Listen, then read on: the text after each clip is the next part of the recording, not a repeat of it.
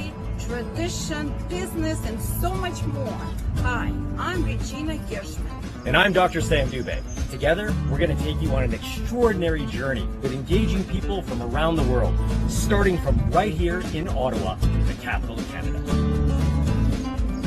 Dr. Sam Dubé here once again with our guest from New York, Anni. Anni is self-identifying as a cisgendered female with sexual fluidity. So Anni, we've already spoken, and let's pick up where we left off. So we were talking about the intersection between culture, race, and gender. And I wanted to ask you about your ethnicity, the perceptions of your ethnicity by others, and how that has affected your dating life, your expression of sexuality, and how others perceive you in a dating or relationship or even a sexual respect.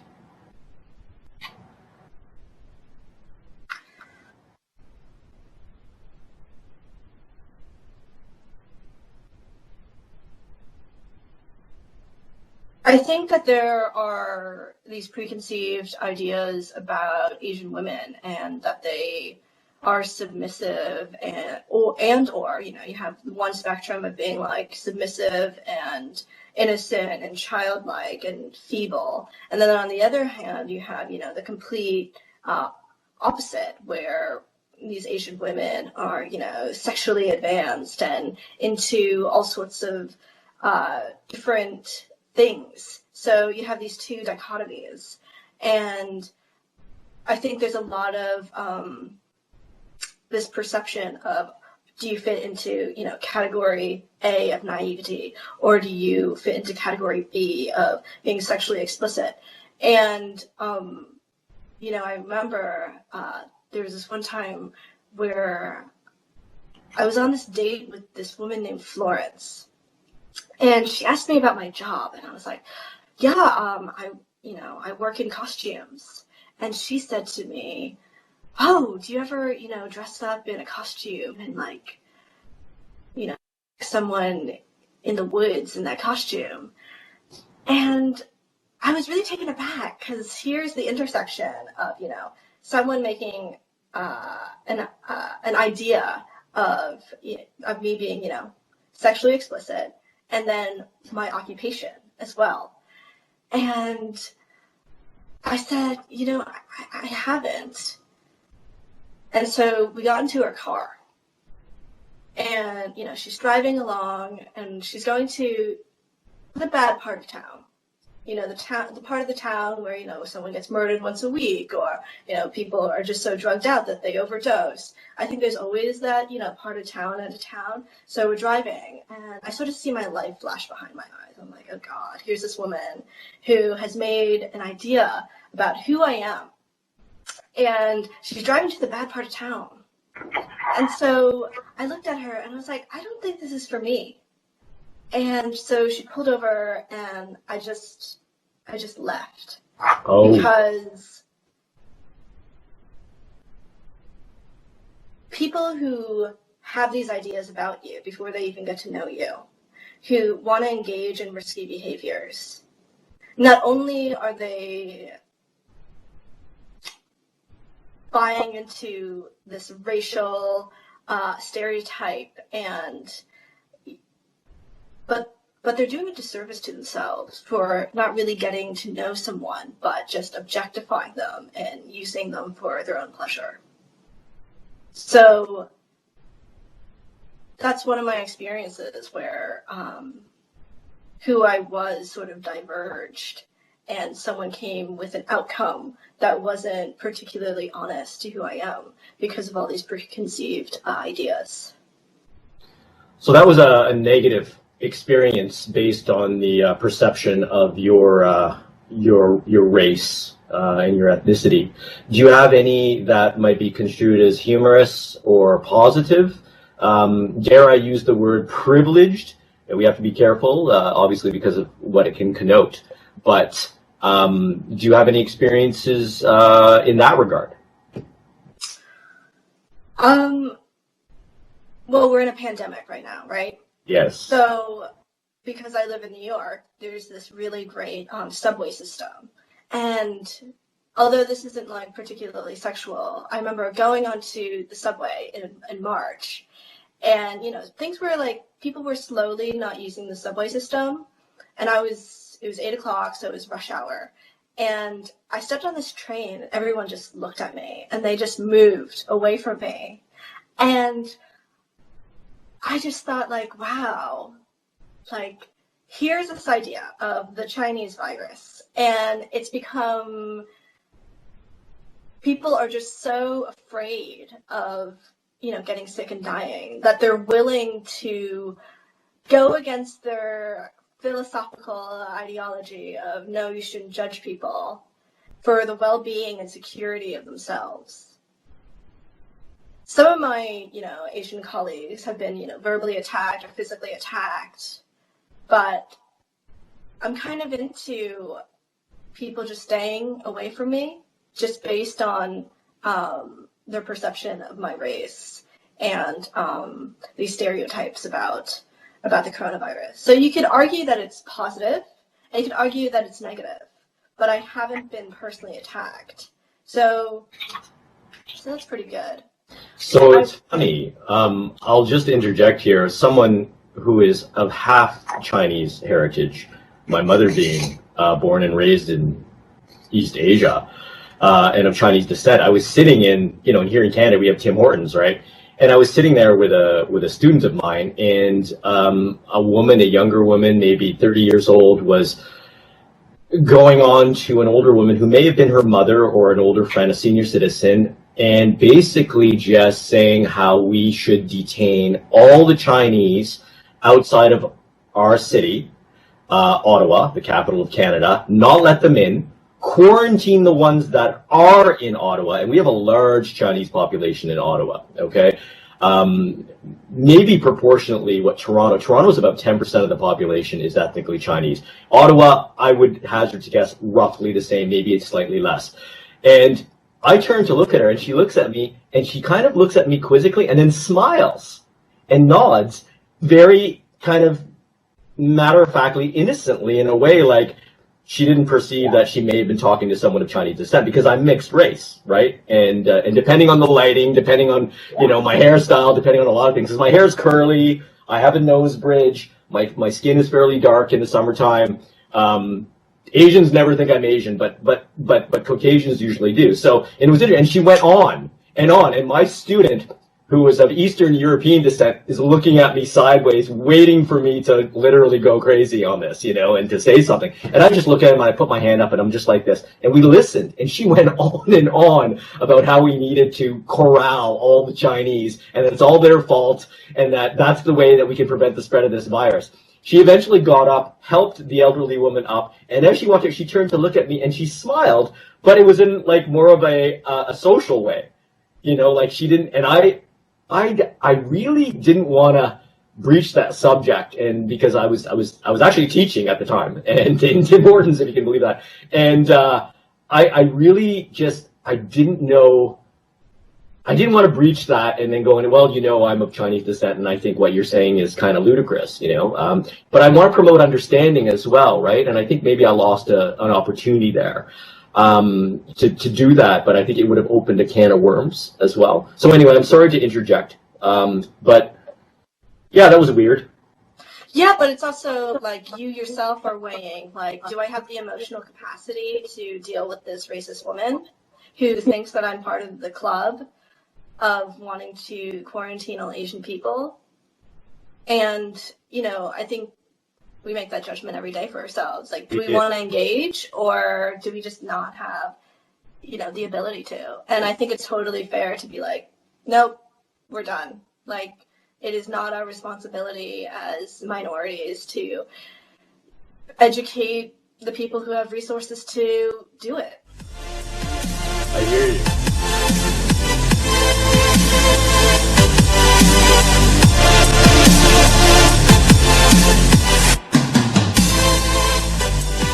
Honest with you. Have you been in any situations like that? Because you mentioned that you were adopted by a Jewish family, and I think you said you were the youngest of six. Is that Yes, correct? I am the youngest of six. Of six. So, yeah, I'll tell you. So, Please. it was also around the pandemic, and I was at work, and one of the painters comes up to me, and she's like, Anni, how are you doing? And I'm like, I'm doing fine. How are you? And she's like, you know, how are your parents holding up? And I'm like, I think they're okay. She's like, well, you know, I hope you can see them soon. Oh. And I'm like, well, considering they're white Jews who live in Massachusetts, I think they'll be just fine. And she was just so humiliated because she was trying to be really generous and courteous. Yes. Yes. And she realized that she was really being like naive. And so she opened her mouth and then she just walked away because there was just like no recovery from that one, right? For her? Yeah. I guess she felt that way. That is funny. That is funny. How about, have you ever had any incident like that in your romantic life, your dating life, that you can think of? After all, we are allegedly, I think I like to look at the bigger issues here, but let's focus in on the dating etiquette and the dating issues. Have you had something like that happen in your dating life?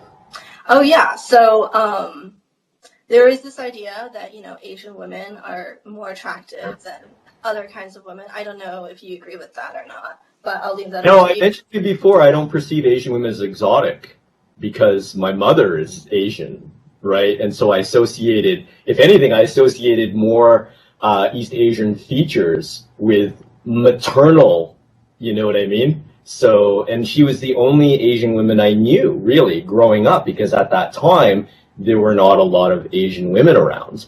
But you don't think of your own mother as being a particular race.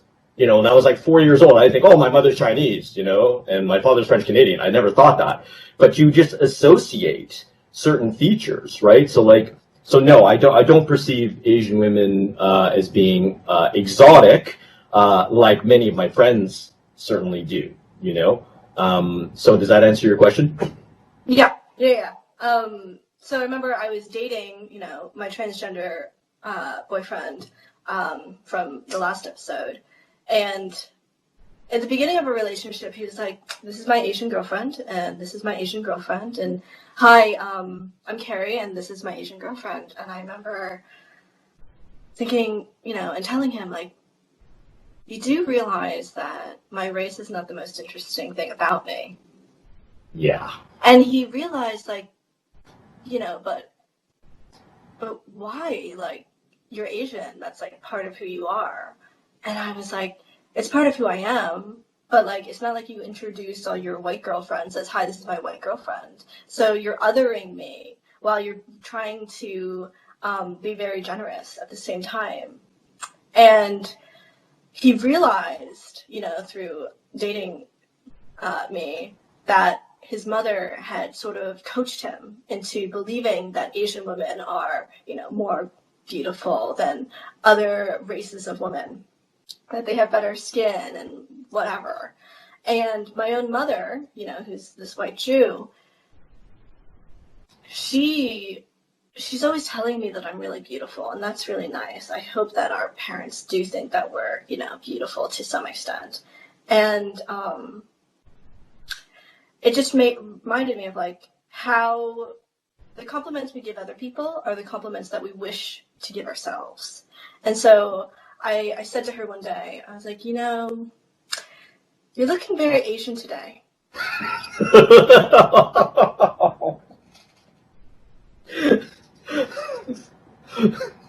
And she was so proud of herself. She was like, really? And I was like, yeah. And then I was like, why are you so happy about this compliment? And she couldn't say anything because, you know, in her world that she's made up, Asian women are more gorgeous. Mm. And she doesn't think of herself that way. But to say, like, oh, you're looking a bit Asian, right? To sort of remove the I. Right. That was like the highest form of compliment. Compliment. And to this day, because it happened a couple years ago, like I could just say it today, like, "Hey mom, like, you know, your skin is really looking, you know, quite Asian. It's very similar to mine." She would just like that would make her day. Make her day. Okay.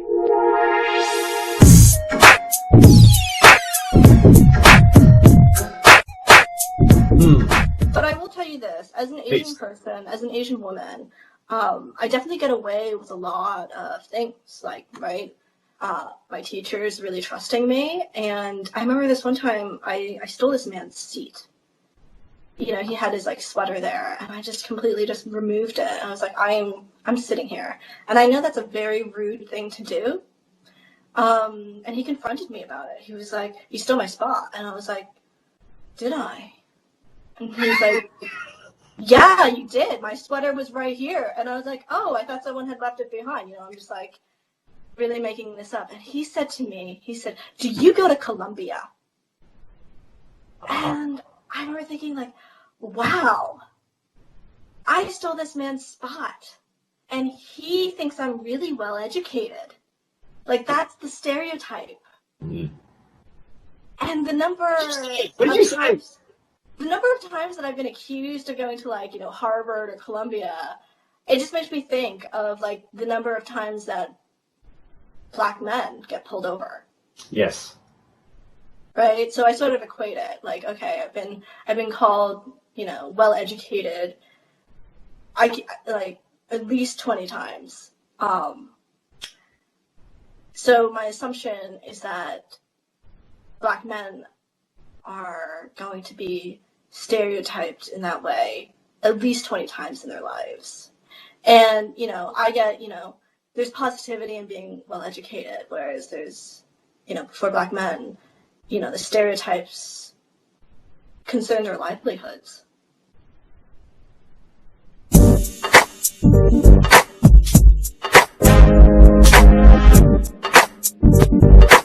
You ever had someone say you're not behaving like a typical Asian? You know, I've certainly gotten that in other contexts, and it's difficult to know what to say to that. Have you had that happen, where you mentioned that this woman you were dating brought you to a questionable neighborhood, had preconceptions about you and your race and ethnicity, and you did not feel comfortable, and you ended up getting out of a vehicle in a bad neighborhood to save yourself potential harm? So have you been in a situation similar, but where someone just turned to you and said, "You're not behaving like a typical Asian girl"? You know, not in so many words. I think some of my partners think that my vagina is more magical than it actually is. And they work themselves up a little bit. They're like really excited about sleeping with me. And then when, you know, we're having our rendezvous, it's like, oh, it's like literally like everybody else's vagina. Like, there's really nothing so special about it. But they work themselves up, and I wonder, like, why? Promote the myth, Anni. Promote the myth. No, I'm kidding. Yeah, I hear you. And, you know, the stereotype for East Asian men and their genitals is very negative, right? So, yeah. So take your magical genitals and run with it. Is my advice, right? So, no, I'm just kidding. But the duality would be, right? Asian women have magical vaginas, and they are going to be, right?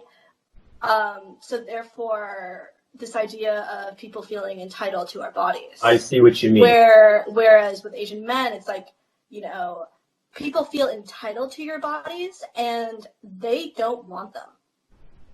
Yep. Yeah, I think that's like this narrative is, you know, being upheld by white supremacy, essentially.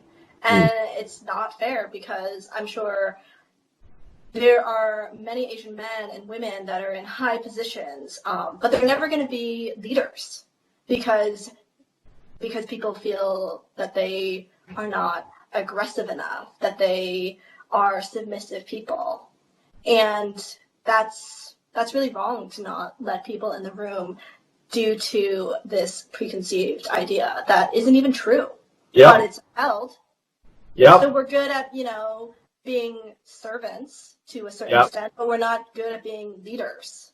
And that's totally that is really astute of you. I was in a work situation for years where, in dealing with the union because of issues, they took my side and they said, the problem here, and I'm almost quoting directly, is you're not the stereotypical submissive Asian. And that's what they have a problem with. And they told me that. And I was like, what do you mean? I was younger and somewhat naive to it. And I'd never really, although I consider myself an Asian male, I'm also a mixed Asian male. I'm also French Canadian. I'm also a fusion, And so when I was very young, there was a lot of overt racism. But as I got older, obviously, these things become more an undercurrent, or you can call it subconscious or whatever, and you're aware of it. But, I would rather side on for understanding and explain things, or not confront, but discuss. You know what I mean? But I was in a vulnerable position, and I wasn't standing down. I was standing up for myself and my my rights, essentially. And there was a concerted effort to put me down, and I won't talk about any more details, but that's what I was told by the union. This is the problems. You're not the stereotypical Asian. I'm like, I don't even see myself as, I've never seen myself as that. Like that, I didn't even think someone would perceive me in that way up until that point. And to have that told me that I'm not fitting the mold that people are trying to put me into was a revelation. It was startling to me, I think what's interesting in that situation is they perceived you as being Asian versus French Canadian. And so I feel like, why didn't you just say, well, God damn it, I'm French Canadian? Because then maybe you'd make more sense to them. Because of the phenomenon of hypodescent in North America, where sadly probably has something to do with the one-drop rule from slavery. You are considered to be the race that is the darker one, or the one that is allegedly lower on the so-called scale, right? So someone who is half white, half Asian, boom, they're Asian. Someone who's half Asian, half black, they're black, right? You see countless examples of this. And it doesn't help that people of mixed race, with what could be construed as small percentages of colored DNA or blood, consider themselves solely that ethnicity. I have friends who are 1/4, 1/8 other ethnicities. They consider themselves that ethnicity, that race, and basically don't talk about their Caucasian part, because whiteness is seen as an absence of color. And that's not what whiteness is. That, unfortunately, is what the perception is, not so much in Europe, not so much in South America, especially Brazil, where they have more a class distinction than a racial distinction, but definitely in the US and somewhat in Canada. We're more moderate in Canada, for sure. But most definitely, it's very common for people like myself of mixed Asian, Caucasian extraction to be considered Asian and to think of themselves as Asian.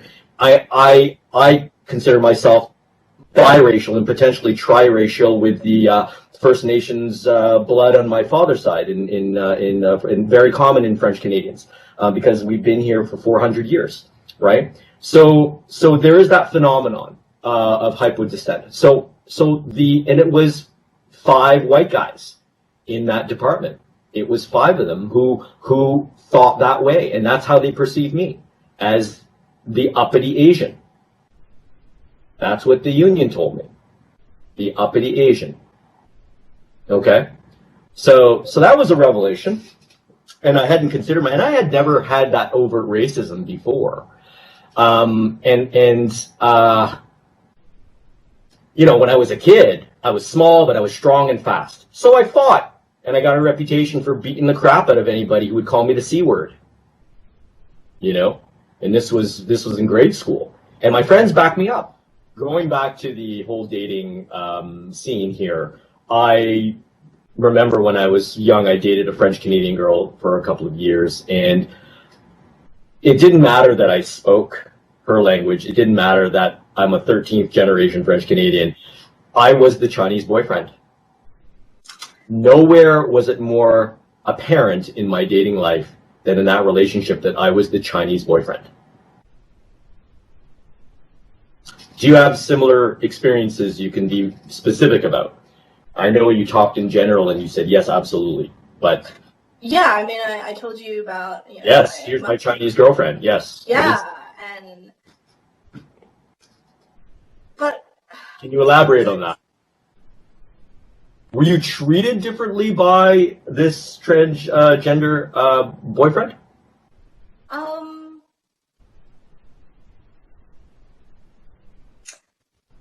His mother and parents accepted me a lot more because they felt that I was a positive influence. I got that too. For being really gorgeous and, smart. And, he was in the music conservatory. And so, there's the stereotype that musicians don't really, know anything, but, their feelings and music and crap like that. But, I was in the theater conservatory. And there's something really magical about theater.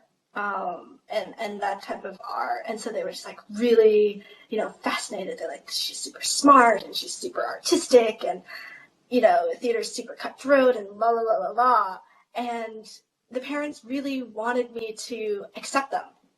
And so they started bragging about their kid and they really hoped that I was going to be a permanent resident of their family. And I thought that was really odd. Because it's just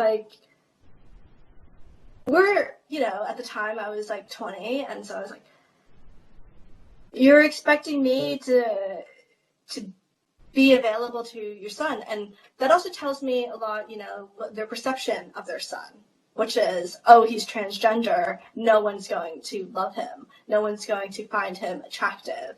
And you're, very attractive. And we just need to keep you in because we don't think that our son is worthy. But you are, and you are the symbol of the kind of love that we want for our son and how smart and how kind we want our son. And, I'm not very kind. So that was, total bogus. But, because I skipped the line, okay? I skipped the line and I still and everyone kind of pretends it's okay and acceptable. And I just use my oh, I'm Asian, I don't speak English part. To sort of get away with it. You wouldn't get away with that with me, and you wouldn't take my seat. But listen, that's amazing because I've had a parallel experience. I remember that particular girlfriend, we would be sitting in her room watching TV, and I went to the door. She goes, "You have to leave it open."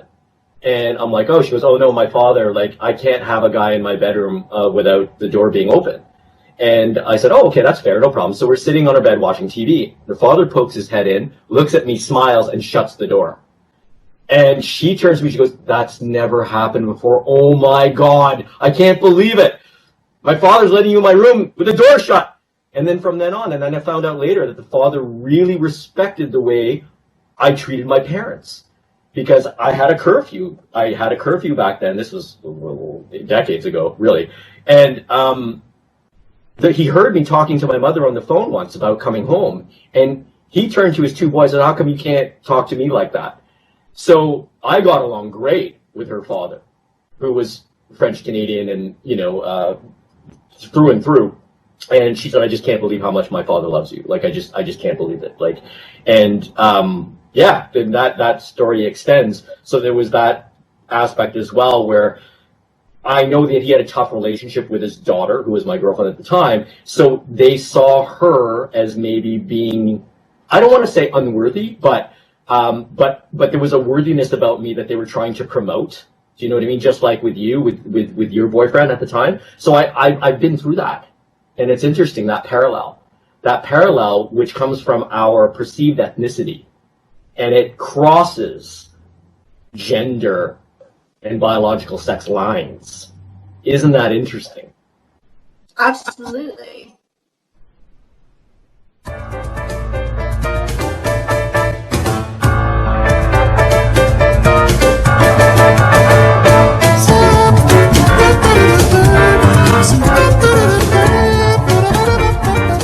you have any more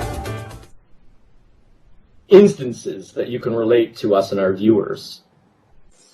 So because I'm Asian American, I on occasion go to China for various reasons.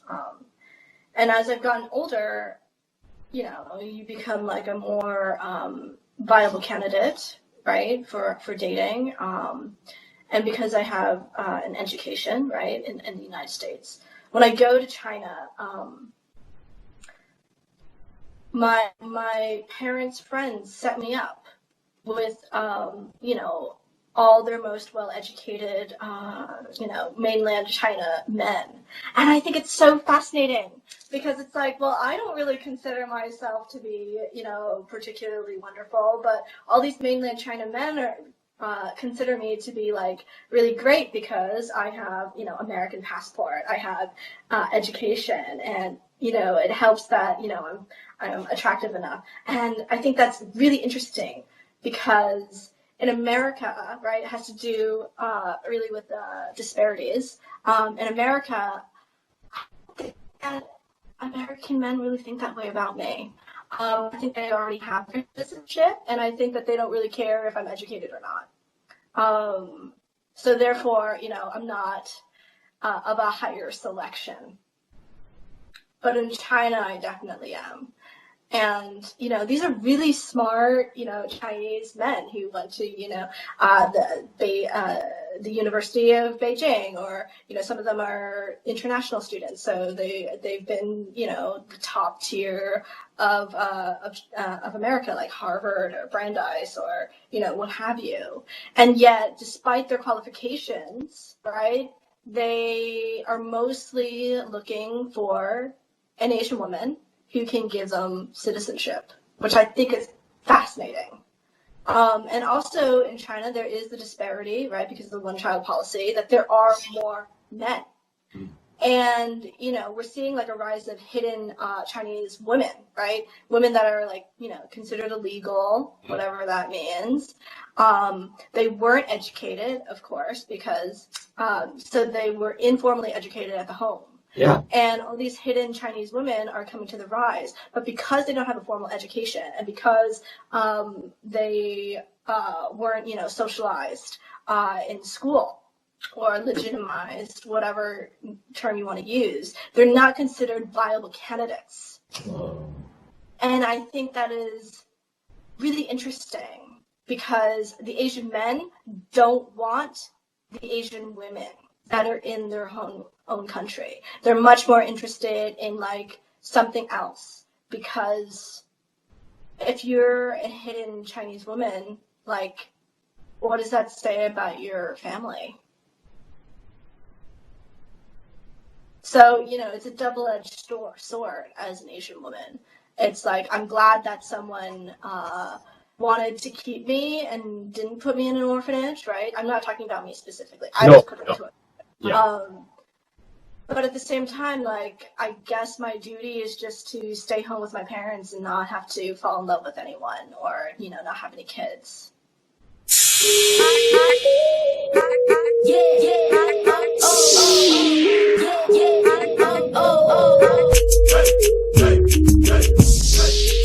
How did you, Anni, perceive these mainland Chinese suitors that you were being set up with? Well, at the time, I was... American sensibilities, your Northeast American sensibilities and culture, right? Yeah. Well, at the time, I was 20, and I wasn't very interested in dating men or, you know, seeing them. I was very interested in dating, like, anyone but a cisgendered man. Mm-hmm. And so I just thought it was really amusing because, you know, my gay identity was up for question. I was like, do I tell my parents' friends that I'm gay? Would they reject me? Because China is very homophobic. And I never told them that I was gay. I personally didn't tell them. And so, of course I was kind to all these lovely suitors, and of course they gave me their emails, and I never emailed them back. And that's all it's sort of like an understanding. Like, I understand that you're interested in me. I am not.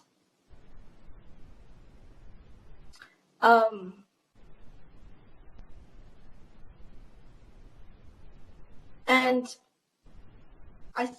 later on, my mother told like her friend that I was gay, and she was so surprised, because if you live in a world where you believe that everyone's heterosexual, and you know someone their entire lives, right? They've known me forever, and you suddenly realize, oh my gosh, like, they're gay, and they never told me. There's like a feeling of betrayal, but at the same time, it's like, who are we really protecting, right? Are we protecting our friends, or are we really protecting ourselves? So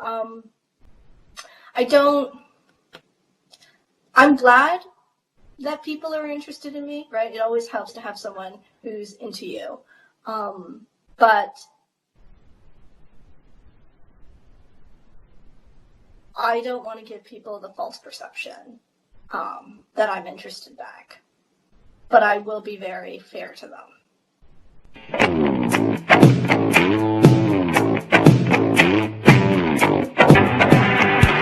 Right? That's the Well, saying. you're allowed to be gay up until you're 16, which is one of my favorite rules in Russia. Sorry. So basically, I've been to Russia, and one of my favorite things is I read up on all the crap because I'm an American. Mm-hmm. And I went there in 2000, I think, it was whenever Obama was in office, so I forget what year it was. And I went there, and I remember thinking, okay, you're Asian, or you're Chinese, which is a lot better than being Mongolian in Russia. So I've got that going for me. And, Russia isn't a big fan of Barack Obama, so just don't mention that. They're not a big fan of Jews either, so just definitely don't mention that. And definitely don't tell them you're gay either. So I had a long list of things that I really shouldn't go up and about. And, I totally lost my train of thought here. Yeah, no, you were mentioning being in Russia and. Oh yeah, so I read up on the rules because I was going there, and I was fascinated that you can engage in homosexual activity under the age of 16 because people are experimenting. It's not legitimate, and then after that, you are going to be arrested and thrown in jail, and I think that is so funny because it's they give you an age limit. Mm-hmm. You can be gay, but after 16, you have to be heterosexual. You can be gay, but not really gay, because you'll be really gay after a certain age, so. Wow. I didn't know that. I did not. And I think it's such an interesting law, because, get it out of your system now? Get it out of your system now, type thing? Yeah, you better engage in all the homosexual activity as you can before 16. Then after that, you have to reform and be heterosexual and go to church and have children and all that crap.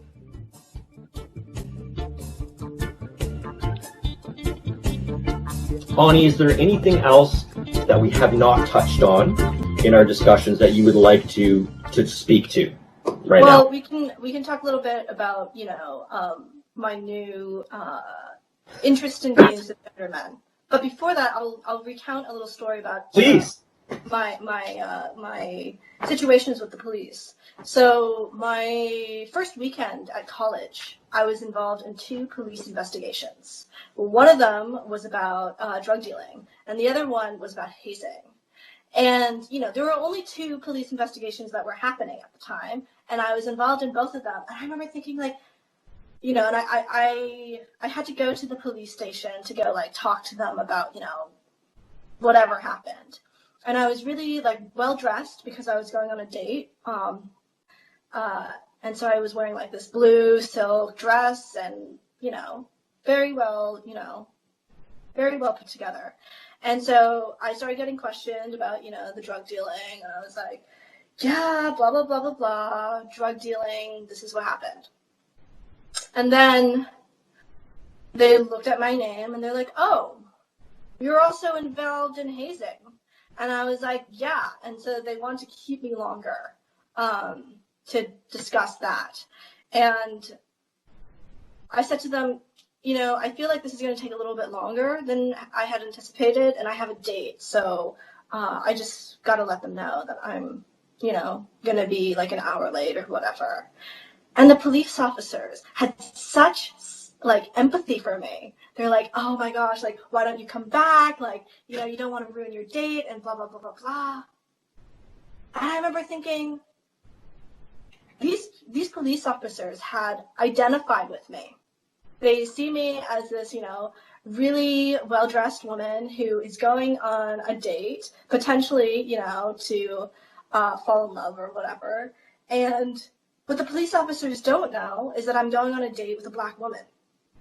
And had they known that I was gay and had they known that I was dating, you know, a black woman, I think they would have completely not trusted me because they had already had this assumption about me that I'm just, you know, this poor Asian woman who got herself mixed up into a bad situation. They had like victimized me.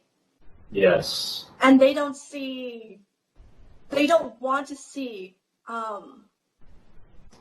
they don't want to know. They just want to believe in this idea about me. They fit you into their idea. Oh my God, I had a parallel experience. Remember I told you about those cops?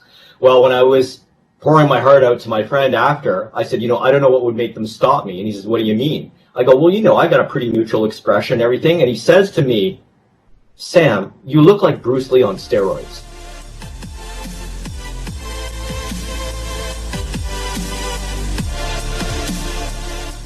Getting interested in men like about a year or two ago, cisgendered men, and it was something that I hadn't really considered.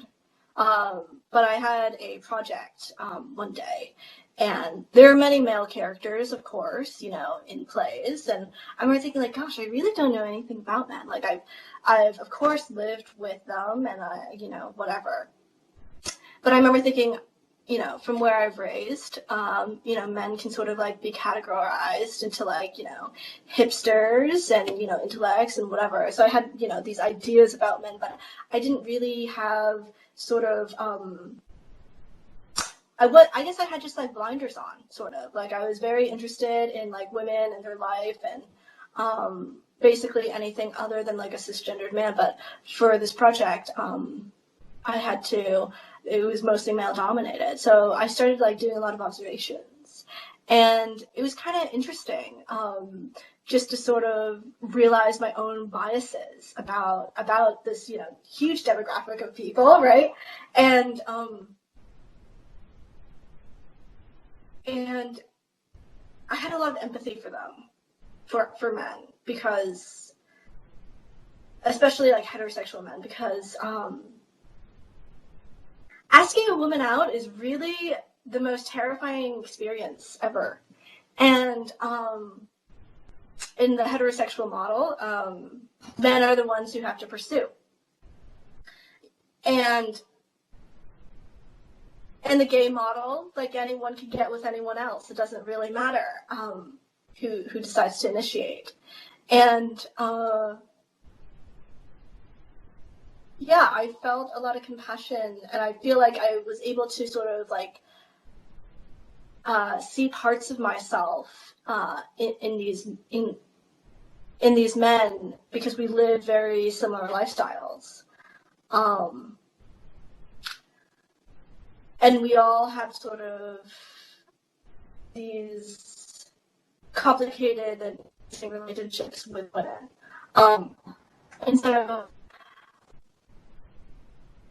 they're interested in me, like crowding out. And it was very interesting, because I've never been very shy about the fact that I'm gay growing up. And so I was like, look, what's wrong with these men?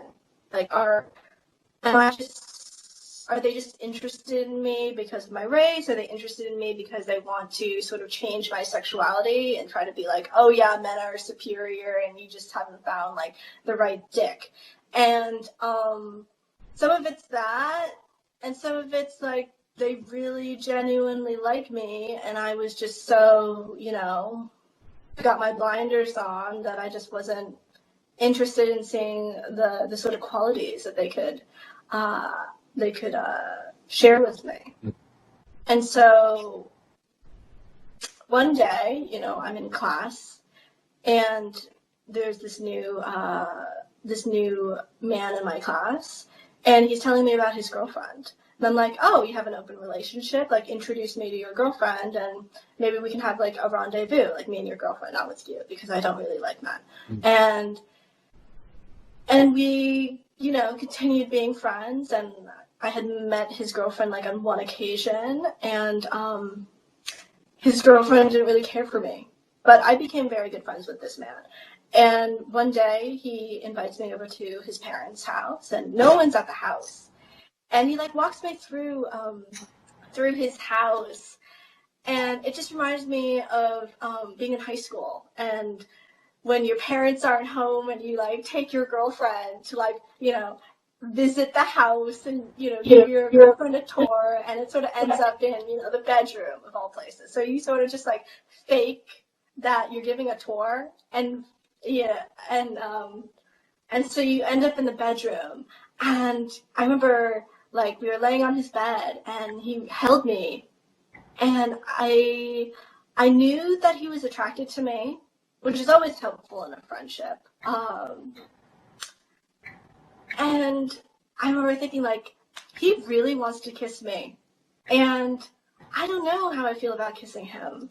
And I was very conflicted with it, because the few times I've kissed men, I've been just trying to get with their girlfriends. And, that's one way to pursue a woman, not very orthodox. And so I was thinking, like, what am I so afraid of here? And so I counted myself in, because, if you have to do something, and there really isn't any choice. Or I guess there's a certain element of choice. I could have chosen not to kiss him, but I did. I was like, okay, 3, 2, 1, and I kissed him. And it was so interesting to go from, friends to let me sleep with your girlfriend to being romantic partners. And he asked me how it was, the kiss. And I was saying, it was really scratchy, because I hadn't kissed anyone who had a beard ever. Mm-hmm. And so it was just like a different sensation. And then a couple months later, we sleep together. And I remember being really nervous about it, because it was like something that I hadn't expected from myself, to be interested in sleeping with a cisgendered man. Like, my entire life, talking like a good 20 plus years of being like, oh, you thought you were one thing, and then you're just happen to be another. And I remember saying to him, like, yeah, I know this is going to work out. Like, I'm Chinese and you're Middle Eastern. And he was like, Anni, like, the government isn't in this bedroom. Like, they don't care. Is that when you would have begun describing yourself as sexually fluid? Or did it precede that? It preceded that, because, I was just interested in a lot of different kinds of people. But not particularly cisgendered men, because they have so much power, right? They are the antithesis of how they want the universe to sort of be. Does that make any sense? Yes. I know I'm sort of like, really minimizing a lot of different kinds of experiences and making very broad statements, but heterosexuality has a mold, and cisgendered men uphold it to a certain extent. Mm-hmm. And they don't even know that they're doing it, because the universe allows them to be entitled to having, a singular partner, to having kids, to, their very boring mortgage, to allowing, women or minorities to serve them. And it wasn't something I was very interested in.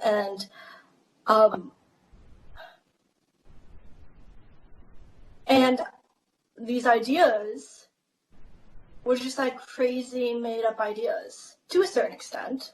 And I realized, like, you know, you turn off the lights, it doesn't really matter if you're Asian or Middle Eastern. You know, flesh is just flesh. And you're attracted to someone. And it doesn't mean that you have to cater to these systematic ideas. You don't have to uphold the heterosexual narrative. This is what I'm saying. Okay. And so I started like exploring different relationship dynamics with men. And I'm always really surprised that men like me, because I just feel like such a fraud. And like, I remember I said to one man, like, you know, I've been with women for about 10 years now.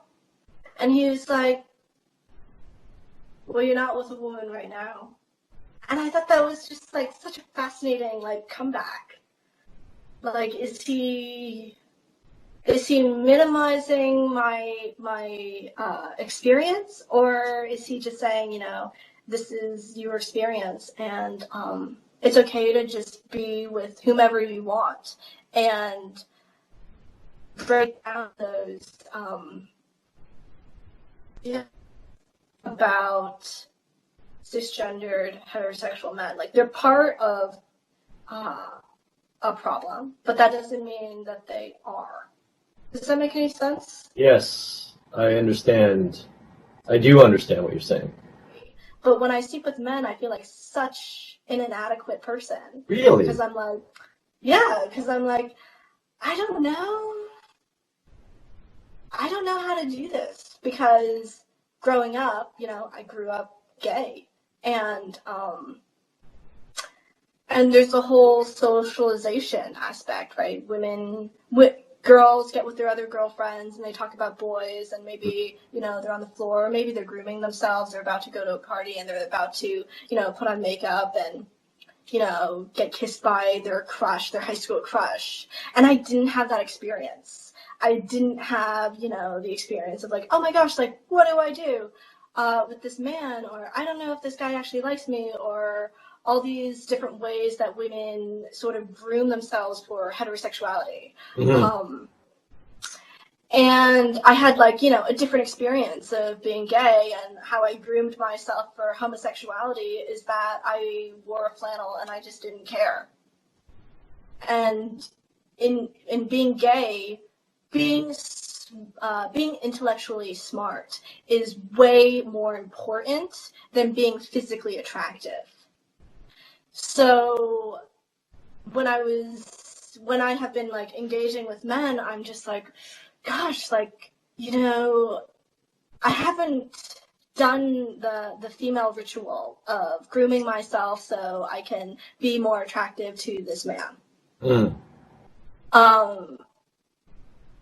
And I also don't need you either, because when you're a heterosexual woman, you need a man, well, or at least society tells you to, and there's like, you know, thousands of years of women like grooming themselves so they can, you know, have offspring and like la la la la. But because I've never, you know, considered that I needed a man, I feel like, wow, like, I think I shouldn't tell them this, because if I tell them that I don't need them, then they're going to feel less valuable, because men's sort of egos rely in being needed by women, by protecting, by serving. Yeah, men need to feel needed and respected. There's a reason why men were able to get credit cards, right, when they came out, and women had to wait for their husbands to like sign off on having like an extension of their credit cards. There's a reason why women have to have, you know, a dowry so they can be accepted. Right. And there's a reason why, you know, women ideally are supposed to have, you know, sons instead of daughters. So I definitely feel completely inadequate when I'm with men, because I just haven't had, the same type of grooming. And, having slept with women, I'm always like so curious, and I asked my partner, I was like, what's it like to sleep with a woman? And I don't think they really appreciate that question. But I'm really trying to figure out, do heterosexual women engage in sex the same way that I do? Or does it not make a difference? Can you tell someone's sexuality based on how they have sex with you? Or is it just individual experiences? That's a good question. I would err on the side of individual experiences and case by case, but that's a very interesting question. But as a collective, right, women are supposed to accept the sex, and men are supposed to, be the bringer of the experience. Right. So, with my homosexual experience, it's we're both partners and we're both engaging. And my male partners, I